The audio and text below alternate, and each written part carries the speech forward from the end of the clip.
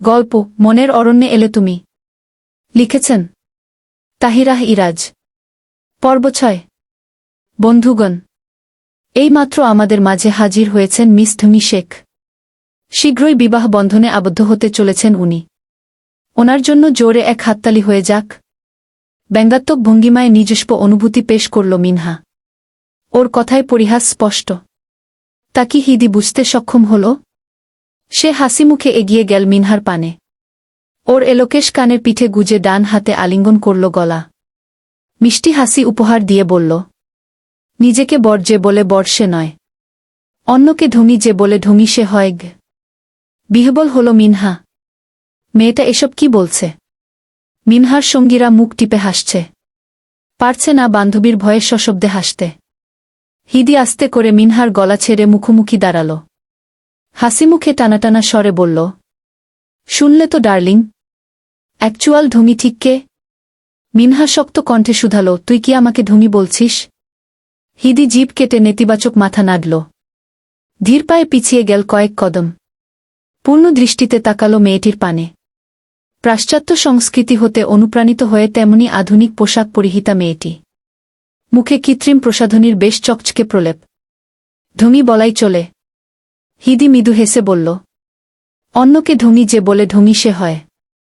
So আমি কিছুই বলিনি, বরং তুই বলেছিস। তাই বলছি কি ময়না, নিজেকে একবার আয়নায় দেখ, তারপর আমাকে বুঝতে পারবি কে ধুমি আর কে নয়। ওকে? মিনহা ওর পানে এগিয়ে এলো। মুখোমুখি দাঁড়িয়ে নয়নে নয়ন স্থির রেখে বলল, এনগেজমেন্ট হয়ে গেছে। হাফ বিয়াইত্তা হয়ে গেছিস, এজন্য খুব ভাব বেড়ে গেছে তাই না? সাপের 5 পা দেখে নিয়েছিস? হিদি বিস্মিত কণ্ঠে শুধালো, ও মা, সাপের পাও আছে? জানা ছিল না তো। তুই জানলি কি করে? সচক্ষে দেখেছিস বুঝি? মিনহা ওর মুখের সামনে তর্জনী তাক করে হিসিয়ে বলল, একদম কথা ঘুরানোর চেষ্টা করবি না। ঘোরানো পেঁচানো আমার স্বভাব নয়। তোর? নাও এক্সকিউজ মি প্লিজ, ক্লাস আছে। কোনরূপ জবাবের অপেক্ষা না করে নিজ ডিপার্টমেন্টের উদ্দেশ্যে রওনা হল হিদি। কিছুটা পথ অতিক্রম করতেই নাদিরা, দিয়া এবং ইভার সঙ্গে দেখা হয়ে গেল। নাদিরা জিজ্ঞেস করল, ওই মিনহা কি বলছিল রে? ওদের সঙ্গে কথা বলতে বলতে হিদি দৃষ্টি সীমার বাহিরে চলে গেল। পেছনে রয়ে গেল ক্ষিপ্ত মিনহা। হিদিকে তার দু চোখে সহ্য হয় না। আস্ত এক ধুমি শেখ। ইরহাম এবং হিদির বিয়ে আর মাত্র কিছুদিন পর। বিবাহের আয়োজন পুরোদস্তুর চলমান। শপিং চলছে মনপ্রাণ ঢেলে। সঙ্গী রূপে হিদি নিজেও রয়েছে। নিজে উপস্থিত থেকে প্রি ওয়েডিং এবং পোস্ট ওয়েডিং ফাংশনের পোশাক নির্বাচন করছে। তেমনিভাবে আজও শপিংয়ে এসেছে হিদি এবং তার পরিবার। লেডিস জোনে মা, চাচি এবং বর বোনের সাথে গায়ে হলুদ অনুষ্ঠানের জন্য পোশাক দেখছে মেয়েটা। সেলসম্যান ওর পছন্দমতো পোশাক বের করে দেখাচ্ছে। দেখাদেখির এক পর্যায়ে একটি মাস্টার্ড ইয়েলো রঙা পোশাক দৃষ্টি আকর্ষণ করল। হিদি সেলসম্যানকে সেটি দেখাতে বলল। উনি পোশাকটি বের করে ওর সামনে উপস্থাপন করলেন। প্রসন্ন চিত্তে পোশাকে স্পর্শ করল মেয়েটি। অমনি তাতে বাধা পড়ল। ডান পাশে দাঁড়িয়ে ছিল রাইসা। অসন্তুষ্ট কণ্ঠে বলে উঠল, এসব কি দেখছিস? কেমন খ্যাত লাগছে। ভালো জিনিস দেখতে পাচ্ছিস না? মলিন হল বদন।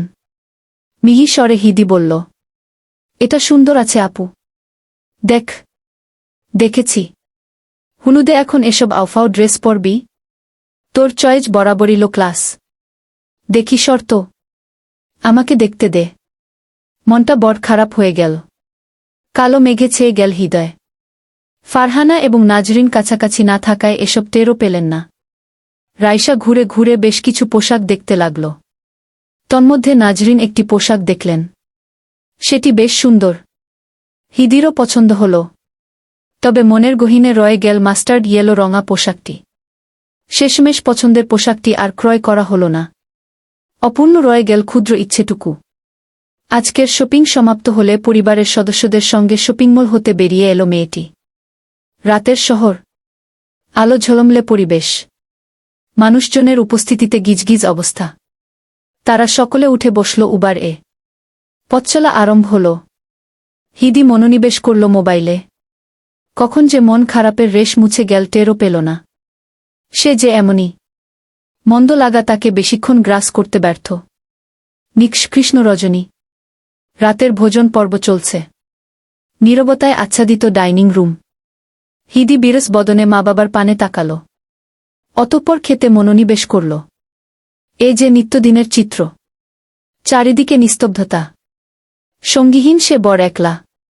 শুধু টুংটাং প্লেট চামচের ধ্বনি। যথাসম্ভব দ্রুত ভোজন পর্ব সম্পন্ন করে উঠে পড়ল মেয়েটা। সেথা হতে বেসিনের ধারে অগ্রসর হল। কক্ষে এসে হাফ ছাড়ল হিদি। বাতায়ন হতে পর্দা সরিয়ে কক্ষের আলো নিভিয়ে দিল। বহিরাগত স্বল্প কৃত্রিম আলো প্রবেশ করতে লাগল অন্দরে। বিছানায় হেডবোর্ডে হেলান দিয়ে বসল মেয়েটি। ডান পাশ হতে রিমোট নিয়ে টিভি অন করল। উপভোগ করতে লাগল রণবীর সিং এর মুভি সিম্বা। টেরও পেল না কখন তার মোবাইলে অপরিচিত নম্বর হতে খুদেবার্তা এল, যাতে রয়েছে ক্ষুদ্র দুটো বাক্য। এখনো সময় আছে। Back of. কে এই অপরিচিত ব্যক্তি? কি তার উদ্দেশ্য? এমনতর ক্ষুদে বার্তার পেছনে লুকায়িত রয়েছে কি ভিন্ন কিছু? আর মাত্র 4 দিন। অতঃপর সেই পবিত্র হালাল লগ্ন। এক সুতো বাধা পড়তে চলেছে দুজনে। বন্ধু বান্ধবদের সঙ্গে আজকের দিনটি মনের মতো করে উপভোগ করল হিদি। আর তো মাত্র 4 দিন। এরপর সিঙ্গেল জীবন সমাপ্ত হয়ে মিঙ্গেলের আগমন। তাই আপাতত দিনগুলো পুরোপুরি উপভোগ করে চলেছে, বিশেষত বন্ধুবান্ধব এবং চাচাতো 2 বোনের সঙ্গে। আজও ঘোরাঘুরি করতে করতে গোধূলি নেমে এলো ধরণীতে। লেডিস ওয়াচ বলছে সময় এখন 7:15। রাস্তার এক পাশে দাঁড়িয়ে হিদি চিন্তিত বদনে এদিক ওদিক তাকাচ্ছে। উফ, কতটা সময় পেরিয়ে গেছে। বাড়ি গেলে আম্মু তো পাক্কা তাপেটা করবে। কি যে করি। জনশূন্য রাস্তায় ভাবনায় তলিয়ে মেয়েটি।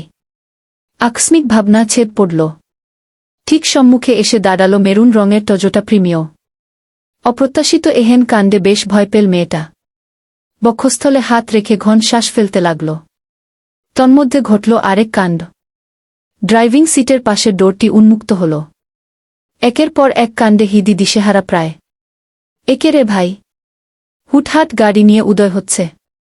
আবার দরজাও খুলে দিচ্ছে। পরিচয় তো জানতেই হচ্ছে। যেই ভাবা সেই কাজ। স্বল্প অবনত হয়ে হিদি শিকারী চোখে গাড়ির চালকের পানে উকি দিল।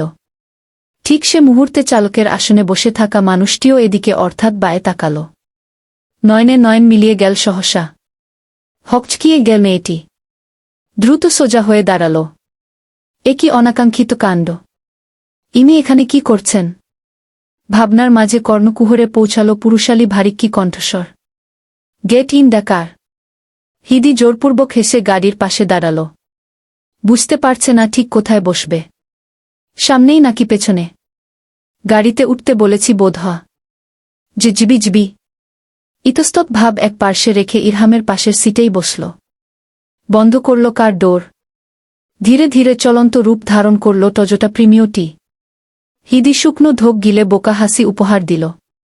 মৃদু স্বরে শুধাল, আপনি এখানে? কোনো কাজে এসেছিলেন বুঝি? ওপাশ হতে জবাব এল না। বুঝতে পারছি। কাজেই এসেছিলেন। আমিও কাজেই এসেছিলাম। পরক্ষণেই প্রকৃত সত্য প্রকাশ করে বসল। মানে বন্ধুদের সাথে ঘুরতে। ওই আর কি, কদিন পর তো বিয়ে, তাই ধুমছে ঘোরাঘুরি করছি। এরপর যদি। ইরহাম ওর পানে আর চোখে তাকাতেই মেয়েটা থেমে গেল। কিছু না। কয়েক মিনিটের বিরতি। অতঃপর, তা ইলেকশনের প্রস্তুতি কেমন চলছে? খবর পেলাম কয়েক মাস পরে নাকি ইলেকশন। ইরহাম এবার পূর্ণ অথচ কেমন অদ্ভুত চাহনিতে তাকাল। তা লক্ষ্য করেও হিদি নিজের মতো বলে গেল, ইলেকশন বলে কথা।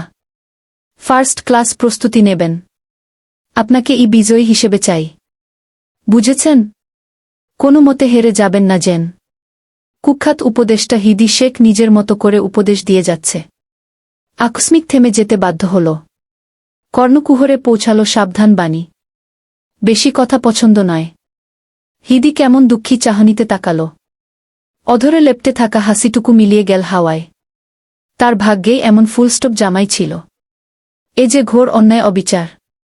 এ অবিচারের বিচার চাইতে আধারে দৃষ্টি নিবদ্ধ করল মেয়েটি। কয়েক মিনিটের নীরবতা। অতঃপর, আচ্ছা, আপনার গায়ে হলুদ হচ্ছে তো? আপনি ঠিক কেমন আউটফিট নিয়েছেন?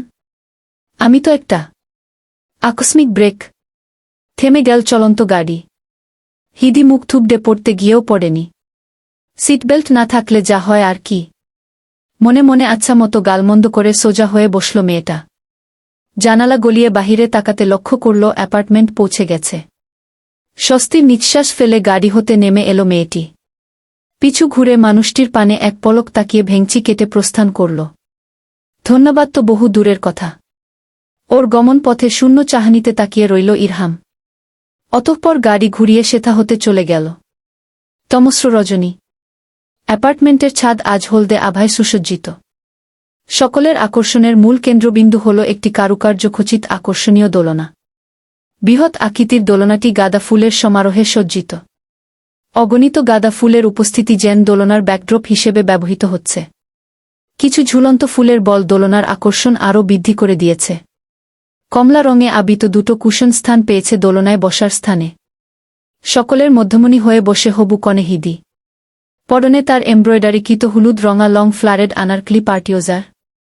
দিগল কালো কেশ উন্মুক্ত হয়ে পিষ্টে ছড়িয়ে। দুকানে শোভা পাচ্ছে পুষ্পের মিলনমেলায় তৈরিকৃত কানের দুল। দুহাতে ব্রেসলেটের ন্যায় জড়িয়ে পুষ্পমালা। গৌর বর্ণের মুখশ্রীতে মানানসি কৃত্রিম প্রসাধনীর ছোঁয়া। অসাধারণ লাগছে দেখতে। রাইসা বোনের বা কপলে হলুদ ছুঁয়ে দিল। অধরে জোরপূর্বক হাসির রেখা। বিলম্ব না করে সরে গেল সে। এবার হাজির হল দুই বোন, নীতি এবং নিদিশা। হলুদে রাঙা হল হবু কনের অবয়ব। মেয়েলি সমস্বরে চলছে গানের শব্দমালা। গতরে হলুদও লাগাইজা কন্যারে। সাজাও বধুরো সাজে মিলিয়া। আতরো গোলাপও লাগাইজা কন্যারে। সাজাও বধুরো সাজে মিলিয়া। বান্ধবীরা দুষ্টুমি করে পুরো মুখ হলদে রঙা করে তুলল। হাসিঠাট্টা আয়োজনে অতিবাহিত হল কয়েক ঘণ্টা। ঘড়ির কাঁটা তখন 11টার কাছাকাছি। ফারহানা বাধ্য হয়ে ছাদে এলেন। সাথে নাজরিন। এক ধমকেই আড্ডাখানা ভেঙে গুড়িয়ে গেল। গডিমসি করে ছাদ হতে নেমে এলো ওরা। সমাপ্ত হল একদিন। অপেক্ষা নতুন দিবা। এক নয়া সূচনার। শুধুমাত্র আজ রাতটি। একাকী জীবনের অবসান। সূচনা এক নয়া জীবনের। ইরহাম ও হিদির বিবাহ আগামীকাল। বিষয়টি যতবার মনের গহীনে প্রতিধ্বনিত ততবারই পুলকিত হচ্ছে গোটা তনুমন। নরম তুলতুলে বালিশে আয়েশ করে শুয়ে মেয়েটি। হাতে স্মার্টফোন। তাতে প্রদর্শিত হচ্ছে প্রি ওয়েডিং ফাংশনসমূহে ক্যাপচারকৃত অসংখ্য ফটো। একের পর এক ফটো স্লাইড করে চলেছে মেয়েটি। দেখছে সকলের খুশি হাসি মুখ। ফটো দেখতে দেখতে কয়েক মাস পূর্বের একটি ফটো দৃশ্যমান হল। তাদের ফ্যামিলি ফটো। ফারিজার জন্মদিনে তোলা। আম্মু আব্বু কিছুতেই ফটো তুলতে চাইছিল না। বলেক যে শেষমেশ ফারিজাকে হাত করে রাজি করানো হয়েছিল। এ ফটোতে তারা পরিবারের সদস্যরা সবাই উপস্থিত। আম্মু আব্বু চাচু চাচি বোনেরা সবাই। কি সুন্দর মুহূর্ত। প্রাণে যেন আনন্দমা তরঙ্গ বয়ে যায়। ফটোটি একমনে দেখতে দেখতে ভাবনায় তলিয়ে গেল হবুবধূ। আজকের রাতটি শুধু। এরপর সে চৌধুরী পরিবারের নববধূ। মিস্টার ইরহাম চৌধুরীর সহধর্মিণী। কারোর পুত্রবধূ, কারো ভাবি, কারোর নাতবু। অজান্তেই ধীরে ধীরে আপনদের সঙ্গে দূরত্ব সৃষ্টি হবে। তার আপনজন হিসেবে পরিচিতি পাবে ওই পরিবার। আম্মু আব্বু জন্ম দিয়েও পর হয়ে যাবে। এ বাড়িতে আসতে, সময় কাটাতে বোধহয় শ্বশুরবাড়ির অনুমতি লাগবে। আসলেই কি এমনটি হবে? তবে গল্প, উপন্যাস, টিভির পর্দায় যে ভিন্ন কিছু দেখায়। বিবাহ পরবর্তী জীবন্ত বড়মধুর, সূক্ষ্ম, তাই নয় কি? ভাবনায় মশগুল মেয়েটি অবচেতন মনে ছটফট করে উঠল। বক্ষমাঝে অসহনীয় পীড়া। অশ্রুমালা চোখের কিনারে আন্দোলনরত। যে কোনো মুহূর্তে সবটুকু বাধা পেরিয়ে গড়িয়ে পড়বে অবিরাম। আব্বু আম্মুর ফটোটি জুম ইন করে দেখতে লাগল হিদি। ঝাপসা হয়ে আসছে দৃষ্টি। বুকের ভেতর বড় জ্বালাপো ডা করছে। আপনজনকে হারানোর ভয় জেকে বসছে প্রবল রূপে। টুপ করে দুফোঁটা অশ্রুকণা গড়িয়ে পড়ল। অধর কামড়ে নিজেকে সামলানোর বৃথা প্রয়াস চালাল মেয়েটি। অস্বস্তি যাতনায় পিষ্ট হয়ে তড়িঘড়ি করে উঠে বসল। বারকজেক ঢোক গিলে গণ্ডস্থলে স্বল্প শান্তি নামিয়ে আনল। তবে শান্তি মিলল না অন্তরে। মোবাইলটি বিছানার একাংশে ফেলে বিছানা ত্যাগ করে নেমে এলো মেয়েটি। দ্রুত কদম ফেলে কক্ষ হতে বেরিয়ে গেল। স্বল্প সময়ের মধ্যেই পৌঁছে গেল মা বাবার কক্ষের ধারে। বদ্ধ দরজার সামনে দাঁড়িয়ে এবার নিজের উপর নিয়ন্ত্রণ হারাল। নিঃশব্দে ক্রন্দনে দিশেহারা হল কোমল কায়া। কপলের কোমল ত্বক সিক্ত হতে লাগল অশ্রুতে। রক্তিম আভা ছড়িয়ে পড়ল আঁখি জোড়ার সফেদ অংশে। আব্বু আম্মুর কাছে ছুটে যাওয়ার জন্য ছটফট করছে অন্তর। আম্মুর কোলে মাথা রেখে সবটুকু অস্বস্তি দুঃখ দূরীকরণ করতে উদ্গ্রীপ্ত নুমন। তবে এখন কি তা সম্ভব? রাত যে অনেক। নিদ্রায় তলিয়ে তারা। ডাকলে কি শুনবে? নেত্র গড়িয়ে নোনাজল বর্ষিত হতে লাগল। একরাশ আকুলতা যাতনা ভেতরে দাফন করে নিজ কক্ষের উদ্দেশ্যে মন্থর গতিতে হাঁটতে লাগল হিদি। এলোমেলো তার পথচলার ধরন। দেখতে বড়ই দুঃখিনী, অগোছালো লাগছে। সুখনিট অ্যাপার্টমেন্টের 6 তলা আজ আনন্দঘন উত্তেজনাময় পরিবেশ। অতি ব্যস্ত রায়হান ফারহানা দম্পতি। আজ যে তাদের কনিষ্ঠ কন্যা হিদির বিয়ে। পবিত্র এক বাঁধনে বাধা পড়তে চলেছে অগোছালো সহজ সরল চঞ্চল মেয়েটি। ভোরবেলা হতেই ফ্ল্যাটে জমজমাট আবহাওয়া। বাড়ির নারী সদস্যরা নিজ নিজ কর্মে লিপ্ত। পুরুষরাও থেমে নেই। তাদের কর্ম সম্পাদন করে চলেছে নিষ্ঠার সহিত। ক্ষুদে সদস্যরা ছোটাছুটি করছে এদিক ওদিক। উপভোগ করে চলেছে বিয়ে বাড়ির আনন্দঘন পরিবেশ। নিজ কক্ষে বিছানায় হেলান দিয়ে বসে হিদি। নিদ্রায় বুঝে আসছে আঁখি পল্লব। বিপরীত দিকে পাশাপাশি বসে নীতি এবং নিদিশা। নীতির হাতে খাবারের প্লেট। সে মোলায়েম স্বরে বলে চলেছে, হিদু বুইন আমার, খাবারটা খেয়ে নে। কতগুলো বেজে গেছে। চাচি টের পেলে কিন্তু খুব বকবে। খেয়ে নে না। নিদ্রায় মগ্ন মেয়েটি অস্ফুট স্বরে বলে উঠল, হু। আবার ঘুম। নীতি পড়েছে ফ্যাসাদে। এই কুম্ভকর্ণকে এখন জাগাবে কি করে? আচ্ছা মুসিবত তো। এ মুসিবত হতে উদ্ধার করতে এগিয়ে এলো রাইসা। সে ব্যস্ত ভঙ্গিতে কক্ষে প্রবেশ করেই চমকাল। হিদি এখনও ব্রেকফাস্ট করেনি। মুহূর্তেই মেজাজ বিগড়ে গেল। বিছানার ধারে ছুটে এলো সে। নিদ্রাচ্ছন্ন মেয়েটির ডান বাহু ধরে এক ঝটকায় বসিয়ে দিল। শক্ত কণ্ঠে ধমকে উঠল, এখনো পড়ে পড়ে ঘুমাচ্ছিস?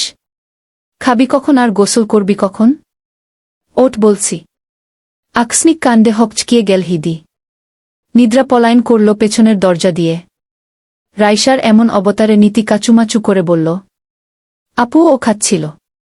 চুপ। কত যে খাচ্ছিল দেখেছি। হিদির পানে তাকিয়ে। আর তুই? 5 মিনিট সময় দিলাম। চুপচাপ খেয়ে নে, নইলে ভালো হবে না এই বলে রাখলাম। গটগট করে সেথা হতে প্রস্থান করল রাইসা। আজকের দিনেও এমন তোর আচরণ। না চাইতেও হবু কনের নেত্রকোণে জমায়িত হল অশ্রুবিন্দু। তা লক্ষ্য করে মলিন হল নীতি নিদিশার বদনখানি। আনন্দাঙ্গন এ আজ সত্যিই আনন্দমেলা বসেছে। বাড়িতে নতুন সদস্যের পদার্পণ হতে চলেছে। সে উত্তেজনায় মশগুল মালিহা ইনায়া।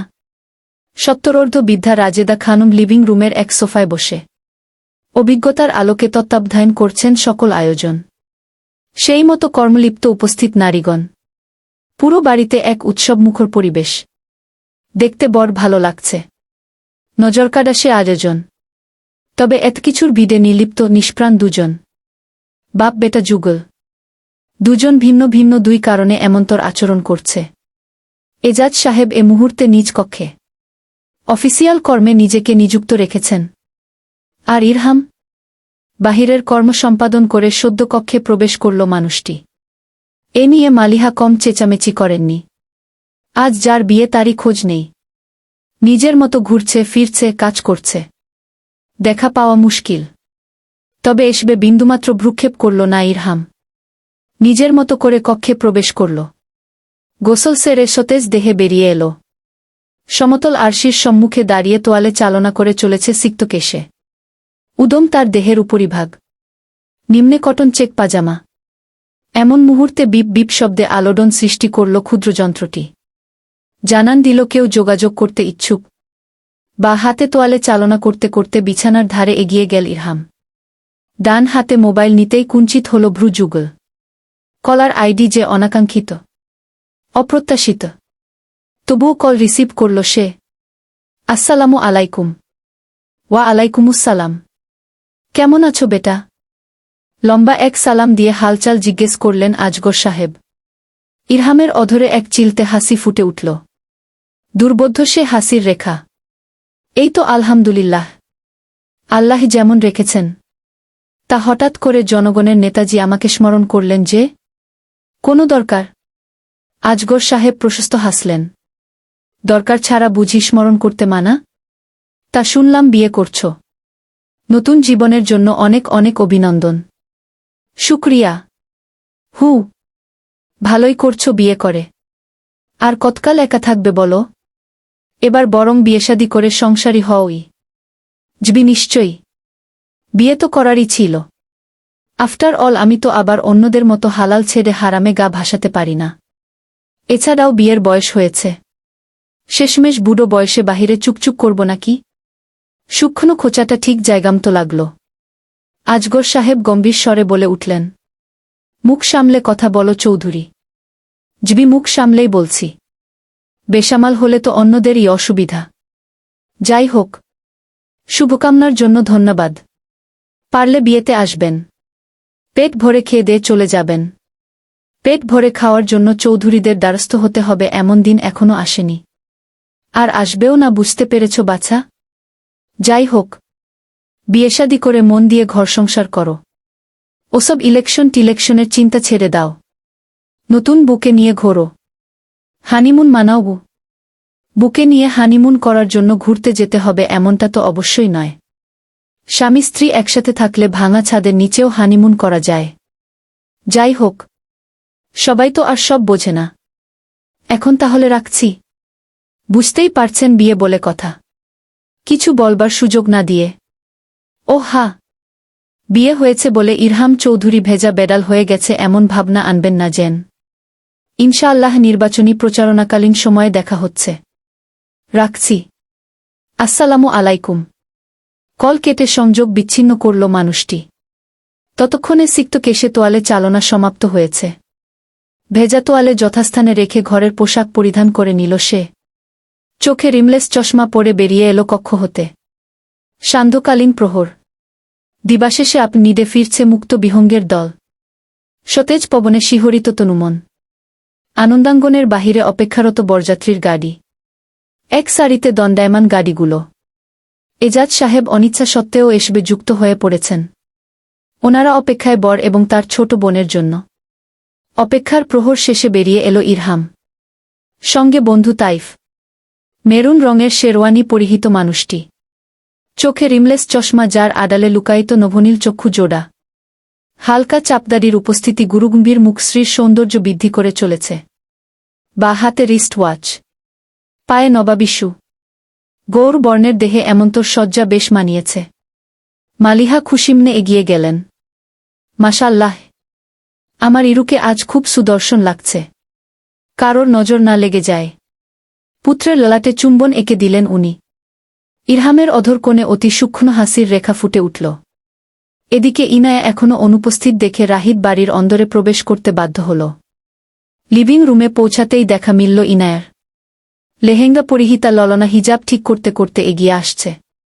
রাহিদ দিল চটাপট এক ধমক। এতক্ষণ লাগে আটা ময়দা মাখতে? সবাই যে অপেক্ষা করছে সে খেয়াল নেই? চল তাড়াতাড়ি। রাহি ভাইজা। আমি তো। কিচ্ছুটি শুনল না রাহিদ। বর বর কদম ফেলে বেরিয়ে এলো।